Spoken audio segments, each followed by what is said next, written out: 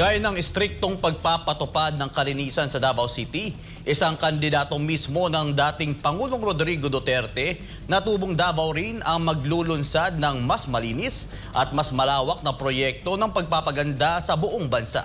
Kung sino ito, narito ang report.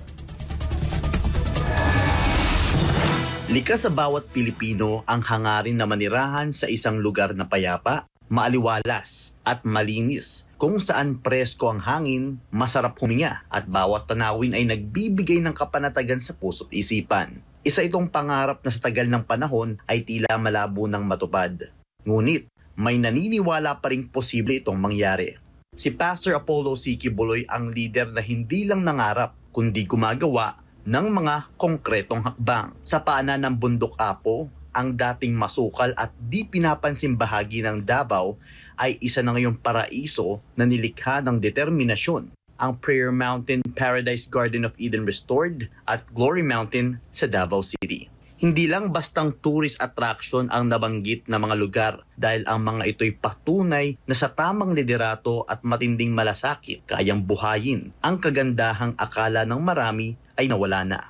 At sa kasaysayan ng bansa, si Pastor Quiboloy pa lamang ang Pilipinong nakapagpatayo ng isang hardin na halos kasing lawak ng isang syudad na ikinamangha ng libo-libong Pilipino.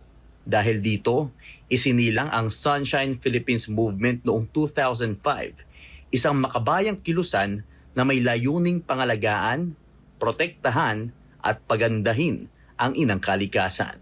At kahit nga ngayon nagpapatuloy ang panggigipit at paninikil ng gobyernong Marcos Jr.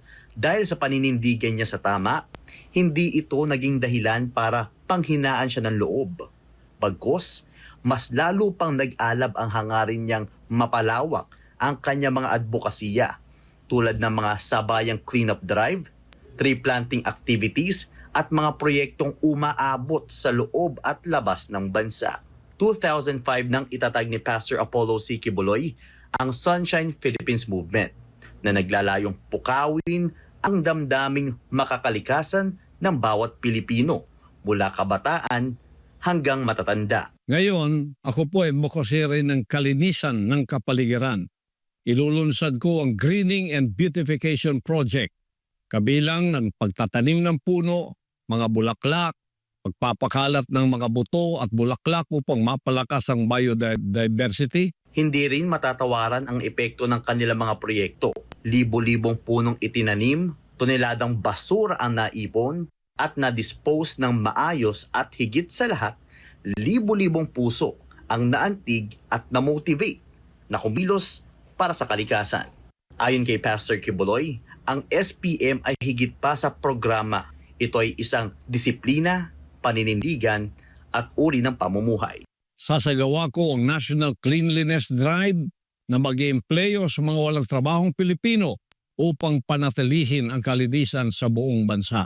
Sa likod ng matagumpay na Sunshine Philippines Movement na 20 taong nang nagsusulong ng kalinisan, kaayusan at pagmamahal sa inang kalikasan, ay ang leader na may kakayahan, malasakit at napatunayang gawa, si Pastor Apollo C. Quiboloy. At sa oras na maupo siya sa Senado, bit-bit ang advokasiyang ito, hindi lang proyekto ang isusulong niya kundi isang makabansang kilusang magpapalinis, magpapaganda at muling magpapaangat sa dignidad ng kalikasan sa buong bansa. Dahil kung nagawa niya ito bilang isang pribadong mamamayan, ano pa kaya ang magagawa niya bilang isang mambabatas? Isang Pilipinas na malinis, luntian at kaaya-aya. Hindi ito imposibleng mangyari, lalo na kung may isang Pastor Apollo C. Quiboloy na sa Senado. Para sa Diyos at Pilipinas kumahal, Franco Baranda, SMNI News.